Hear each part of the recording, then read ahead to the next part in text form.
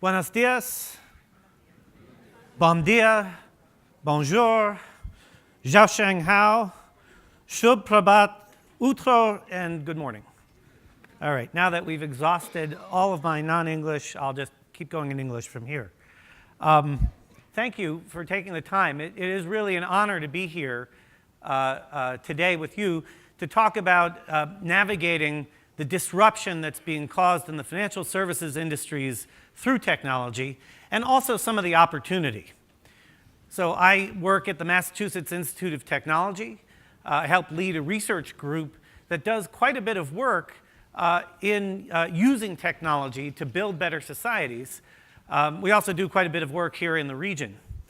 In addition, I teach MIT's online fintech class, which has gone into over 130 countries, helping people launch new financial technology businesses. So today, I thought it would be good to talk very briefly, and you're probably familiar with most of this material, what's driving the need for change that technology is addressing. Some of the drivers have changed. It's a little different than the need. So on the one hand, you have certain forces that are causing people to say that the existing systems aren't working and they need something different. And on the other hand, you have new capabilities that are opening up thanks to technology. And finally, I'll focus on some of the things that we do in our group and talk to you about some of the research up at MIT that we're applying to create greater financial inclusion and financial opportunity. So what's driving the need? So you're probably familiar with the fact that about 2 billion people are unbanked globally, about 50% of adults in Latin America. If we include the underbanked, people who might have a current account but they can't get a loan at a good rate, or they can't get a loan at all, these numbers go up. It's as much as 3.5 billion people are underbanked and unbanked. Here's another interesting statistic. We need to create 600 million new jobs in the next 15 years just to keep up with population growth, just to avoid widespread famine from population growth. Okay, well, let's go create some jobs. Well, there's a catch. 4 out of 5 new jobs are created by small and medium-sized enterprises. But 95% of these small and medium-sized enterprises have inadequate access to the financial systems. The credit gap is at least $2.6 trillion US, possibly more. Right? Now let's talk about some things driving change. Santander estimates that there's going to be at least $20 billion US of savings driven through the introduction of distributed ledger technologies, what people call blockchain. Right? That's kind of interesting for a few reasons. One, hey, that's great. Everybody here in this room is about to get vastly more efficient. There's also a problem here, though. Where does that efficiency come from? There are a lot of people who are going to lose jobs. In fact, Citigroup estimates that over 2 million bankers will lose jobs in the next 10 years thanks to disruptive technologies. So just as thanks to Uber, we had taxi cab drivers rioting in the streets of Paris, we could have bankers rioting in the streets of New York. It could happen. One of the problems is this is how a lot of consumers feel like it is to go to a bank. And I'm referring to a retail bank in this case. People are very unhappy with their experience with financial services.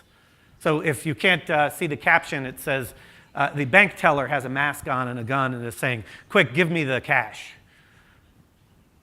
So a colleague of mine who's a futurist said that the only time he goes to the retail branch of the bank is when they've done something wrong or he has. He'd rather do business with the bank on his mobile phone.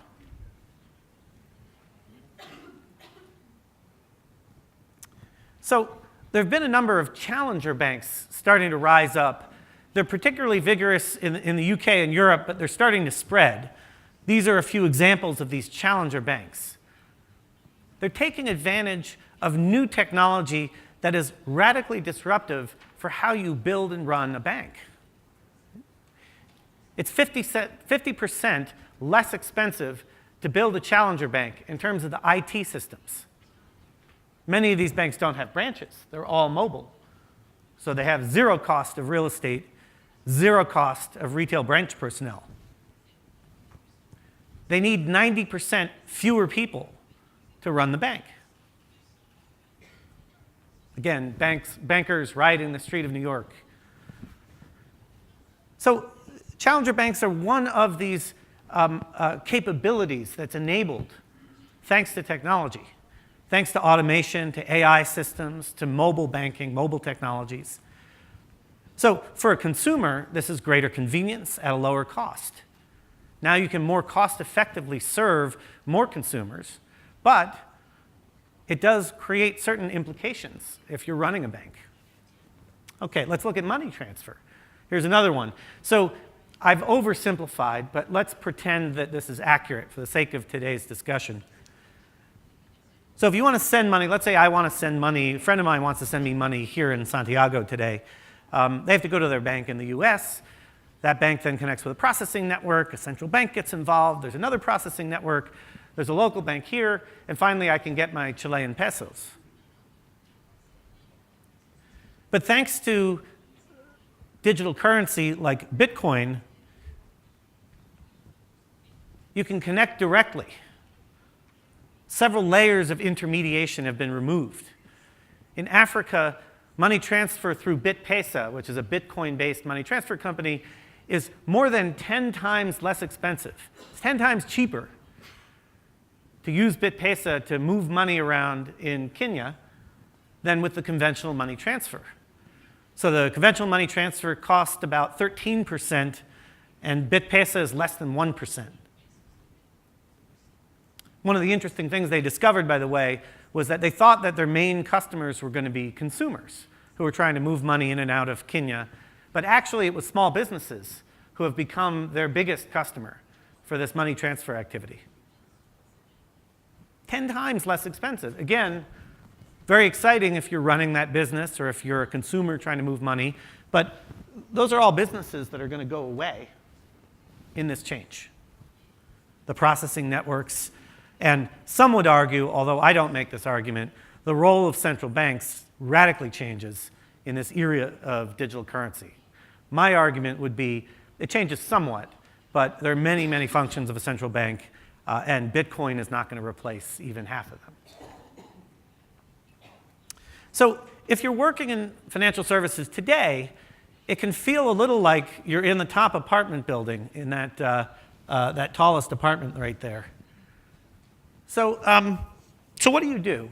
Well, I was reminded of a quote that my chief product officer at a company I ran used to say. He said, "You can't fight the wave, but you can learn how to surf." So let's learn how to surf. In particular, our group at MIT, the Connection Science Group that's led by Professor Alex Pentland, and that I'm part of, focuses on data analytics. We got into it through a curious way. So this is the research group back in 1996. This probably looks like what you think of when you think of a bunch of MIT students. And you'd be right for a given MIT student. What they were playing around here with was something called augmented reality. See, they had this idea that computers were getting smaller and smaller and smaller. And eventually they'd be so small, we'd be able to just have them on our bodies all the time. And they'd tell us something about the world around us. So back then, you can see someone here has a motorcycle battery on their waist to power all the equipment. They had like mining helmets. But they had this vision that it was going to get much, much smaller.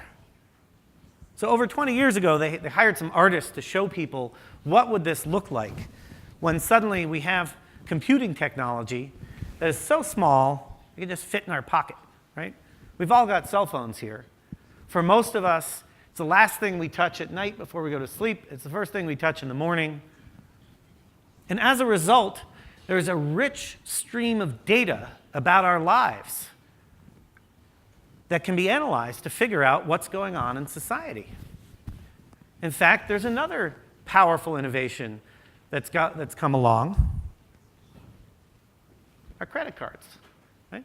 Turns out credit and debit cards are also incredibly powerful sources of signal of what we call digital footprints, digital fingerprints, of how people are going through life. So this led to some new insights. In fact, a new science came about. So there were some articles published in Nature and in Science. These are two very prestigious academic journals about a new kind of computational social science that can understand, predict, and even shift human behavior at scale.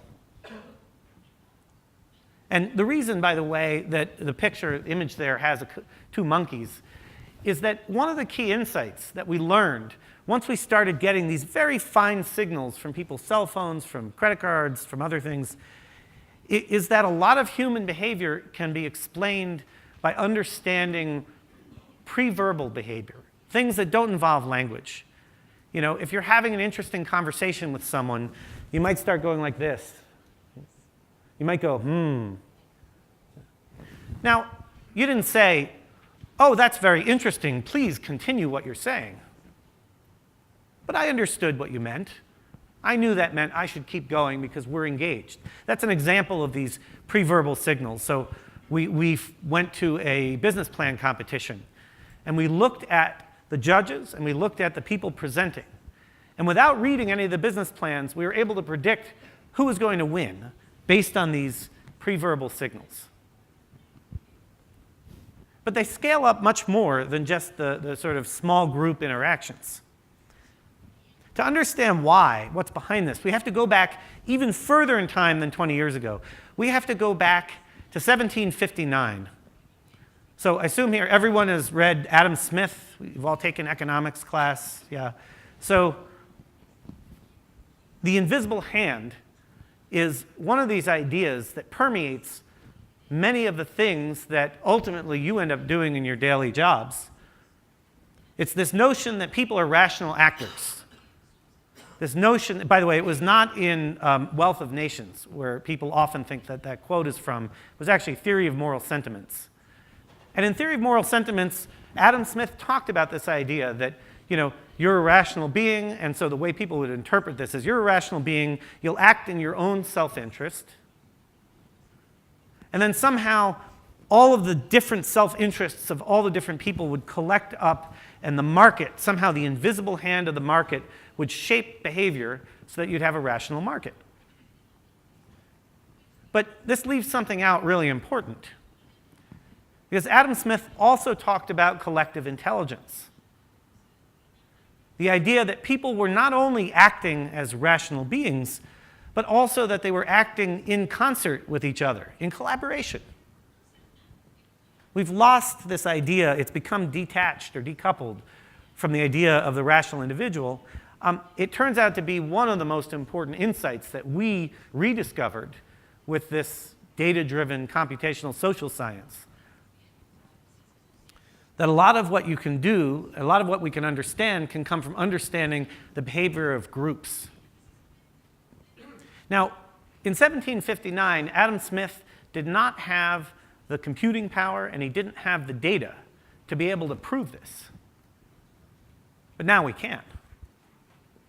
So what do we do with that? I mean, that all sounds very academic, but what's some dead guy got to teach us, right? Well, it turns out that if you take all of those signals from all of those cell phones and you aggregate them, you roll them up, and you not only do that, but you look at how they're talking to each other, how people are communicating and connecting with each other, you can predict the gross domestic product of a city, of a country, of a neighborhood. Think of that, a neighborhood-level GDP. It's almost a perfect straight line.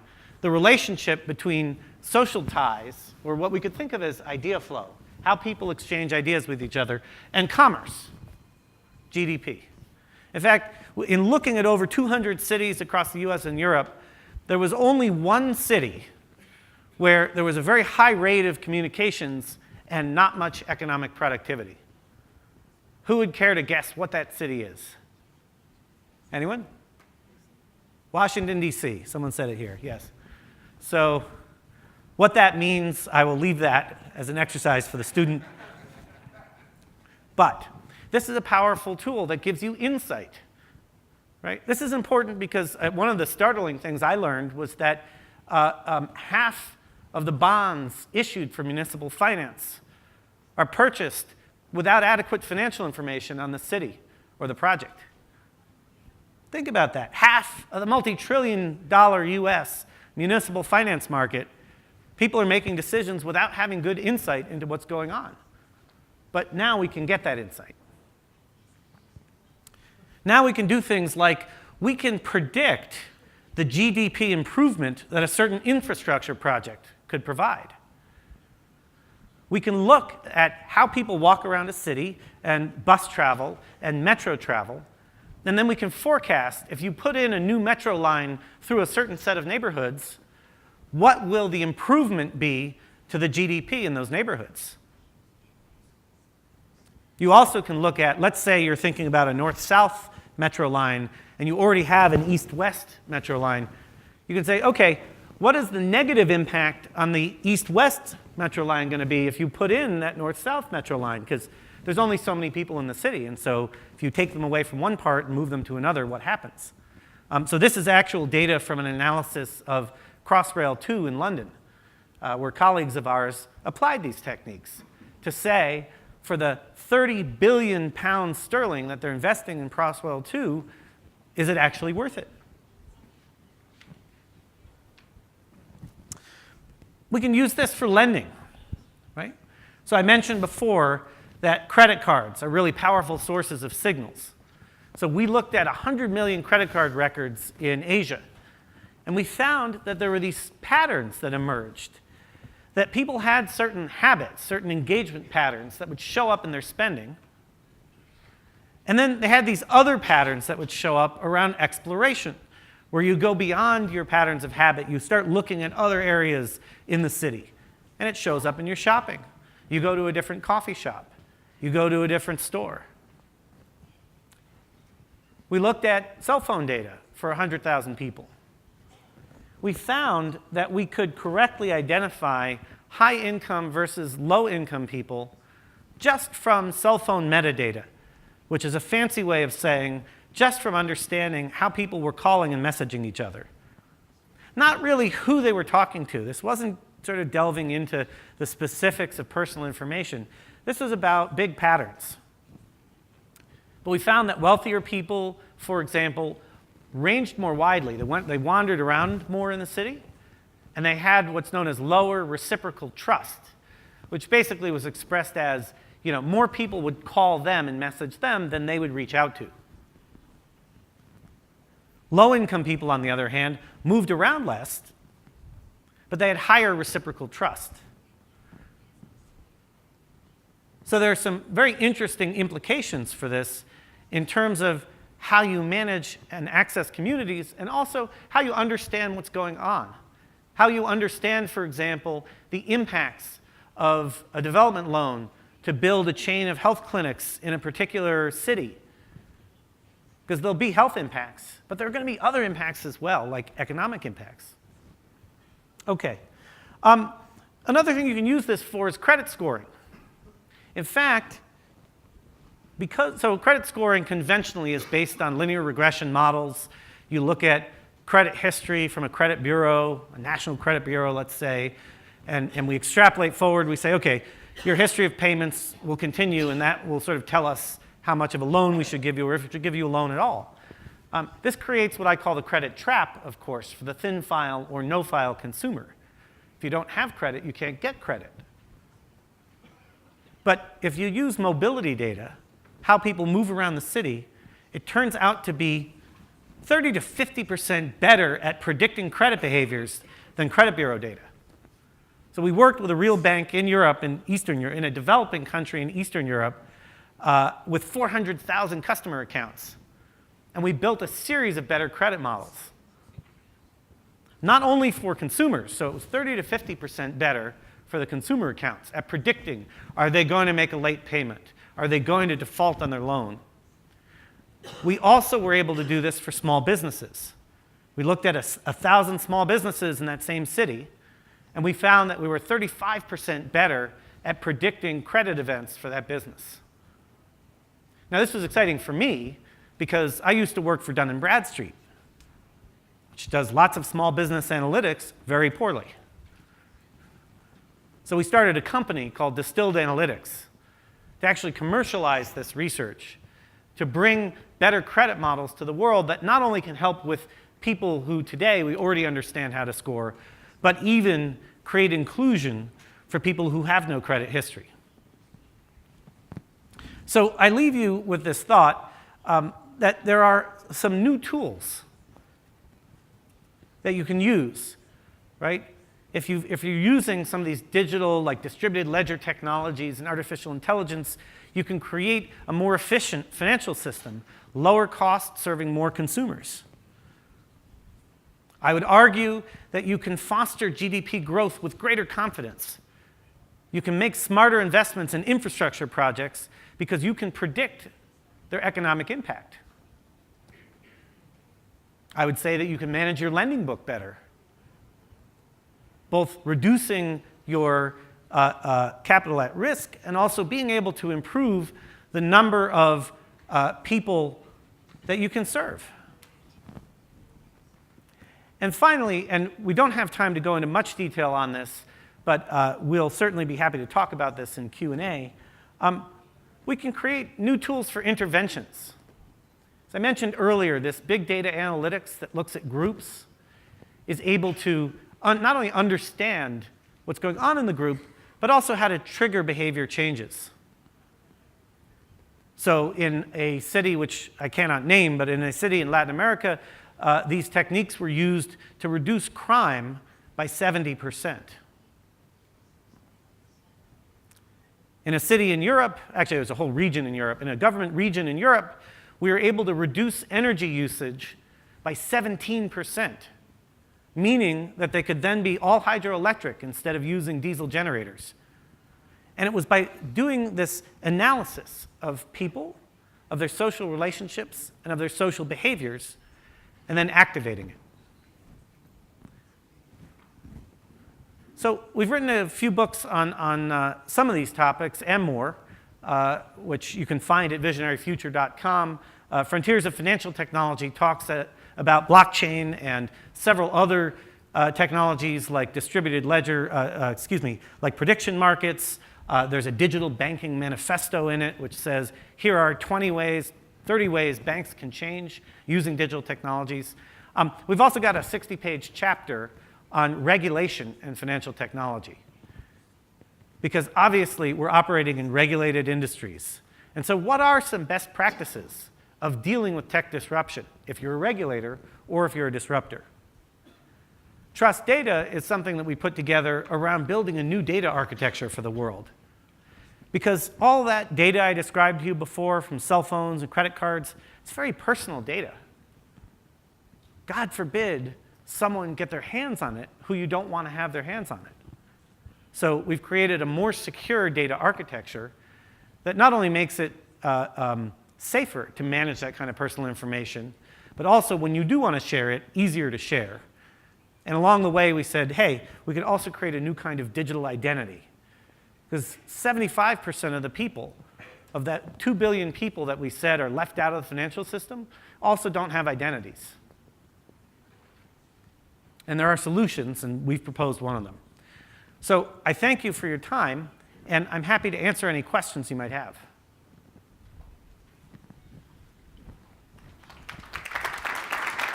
I've got my translator, so. Adelante, por favor, un micrófono. Va a llegar el micrófono como quiera. Da lo mismo. These tools are very good at predicting, behavior. Yes.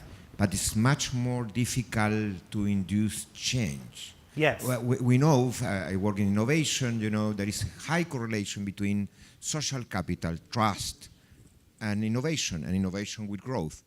But how you you mentioned that you use some tools to promote change. I would like to know which tools you use, how. Absolutely. So the first thing we look at is, you mentioned it has to do with trust.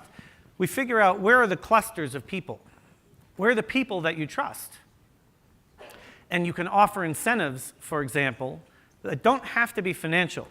They could be social incentives to the people once we know who you trust. You offer it to a group. So for example, with that energy reduction example I gave, we looked at neighbors. And if, let's say she's your neighbor, if you use less electricity, she got little dancing animals on her screen when she went to pay her bill at the end of the month. It was a social incentive. It was a marketing gimmick. And in fact, the further your energy reduction went, the more dancing animals she got. I mean, it was silly. It was fun, but people liked it. And it ended up activating behavior. And that cost about $2 US per month per subscriber to get the same behavior change that ordinarily you'd have to offer 100% price increase to force people to use less electricity the same way. So it can be very powerful. We worked with a company in Europe that was trying to market new digital services through cell phones.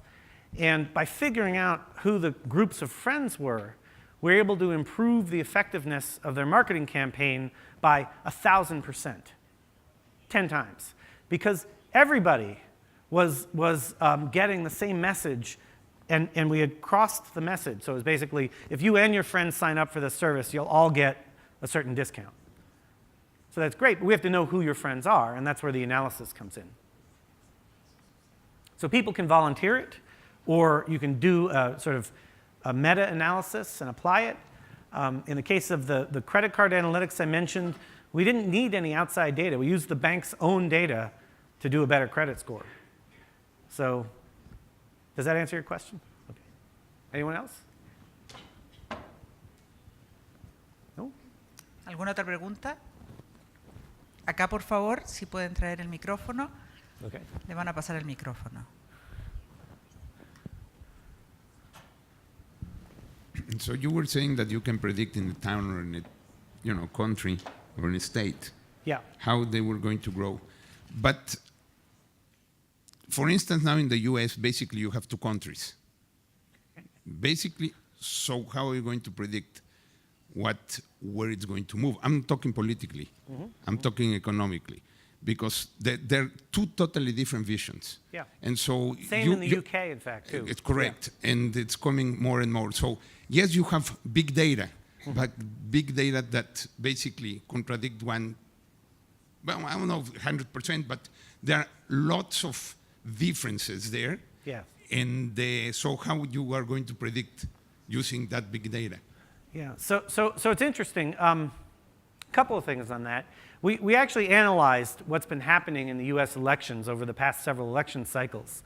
And essentially, we analyzed exactly how people are becoming more and more and more polarized into these two different countries, basically. So on the one hand, the prediction analysis that we do can get all the way down to the level of one-on-one, what's known as dyadic, or all the way up to the level of a country. So we could predict around different regions where one region might be a red state, one region might be a blue state. Within a city, we can show the different pockets of activity and the separation between rich and poor. On the other hand, we're not smarter than the collective us. And by that I mean we found ways to use thousands of people to predict future events. And we ran what's called a prediction market. And we correctly predicted that Brexit was going to happen when everyone thought that it was not going to happen. And so a prediction market was taking 1,000 people and having them make a series of guesses. And this got exciting about 10 or 15 years ago, and then people got bored with it because back then the error rate was plus or minus 5%. So it wasn't very useful. It was a neat party trick, but it wasn't really useful for making business decisions. We used machine systems together with the people to narrow the error rate to 0.1%. So we used it in that case to predict the effect of Brexit. We also used it to predict a few months later the closing price of the S&P 500 stock index very accurately. So Did you predict that if Trump wins, the stock market will drop off? we didn't happen to run a prediction around Trump. So, you know, I would argue if you believe Trump was going to win, you probably believe the market would do well because he has very pro-business policies. But we didn't happen to run that market. So, yeah. Anyone else? Oh, we got one back there. Yes. Can you tell us a little bit more about how to improve credit scoring using this kind of technology? Yeah, absolutely. So a lot of the basic premise of credit scoring today, of linear regression modeling, is past performance is a predictor of future performance. That mean reversion will mean that if someone's behavior is like this, even if there's a little volatility, they'll eventually sort of come back to that behavior. We're taking a completely different approach. We're looking at what could be thought of as financial sentiment, how you feel about money. It turns out two things. One, we can measure how you feel about money from how you move around the city. Remember what I showed earlier? Let's see if we've got the slide. Where I talked about, can we get the slides back up? Yeah. So I talked about the differences, here we go, between high income and low income people in terms of their geographic ranging. So if you feel like you're going to be rich, you change your geographic ranging. If you feel like you're going to lose your job and maybe you're going to blow off paying your credit card bill, you pull in. And it's more complicated than that, but it's basically these twofold ideas. One, we can measure how you feel about money based on how you move. And two, how you feel about money is very highly correlated. R squared is better than 0.8 of, how you feel about money is going to influence how you behave around money. In fact, we can separate out the different kinds of credit risk. So we can separate out the risk that you're going to make a late payment versus the risk that you're going to go over your limit if it's a revolving credit facility versus the risk that you're going to default. Or, and this is another important one, maybe you got a bonus. It hasn't hit your bank account yet, but your boss said you're going to get a bonus. We can show that too. That's a good time for a bank to offer you a mortgage product, right? Before everybody else finds out. Yeah. An interesting fact I learned recently, so just out of curiosity, how many of you here deal with revolving credit in your bank? Is it any, most, some? Okay, a few. So it turns out that as many as 80% of credit line decreases. So you're using your FICO Experian model. You say, oh, this person is going to get into trouble. We're going to decrease their credit limit. 80% of the time, you're wrong. It's a false positive. This means you took a good customer and you got them very angry with you. And they stopped using your credit card and they started using someone else's credit card. We can help you figure out which is the false positive versus the true signal. Other questions? Regarding the block technology and Yeah. the Bitcoin, how do you see that regulatory changes may deal with that? Yeah, so blockchain and regulatory changes. This is a hot topic that a lot of regulators are struggling with right now. We talk to them a lot. I'll answer it in a few parts. So they are thinking about this a lot in most of the major countries. We're starting to see regulatory competition. So some countries, like Singapore, are making it very friendly to try out new technologies. Other countries are being much more conservative and slow about making it easy to work with blockchain, for example, in a deployment around, let's say, settling securities or moving money. And so what we're starting to see is that now that London has kind of thrown itself off of a cliff, everyone else is competing to become fintech capital of the world. And so they're trying to make friendly regulatory regimes to support that. So it'll be interesting to see what happens. There's also a concept of sandboxing, which is beginning to sort of make it easier to make that transition, where a regulator will create basically a safe environment to try out those new technologies. So the Innovate Finance UK folks have put together a new report on industry sandboxes, which kind of intersect with those regulator sandboxes. And I contributed to that report because we do something called living labs, where we try out these new technologies with real people, and that fits very well with the sandbox idea. Anyone else? Okay. Well, thank you very much. It was a pleasure.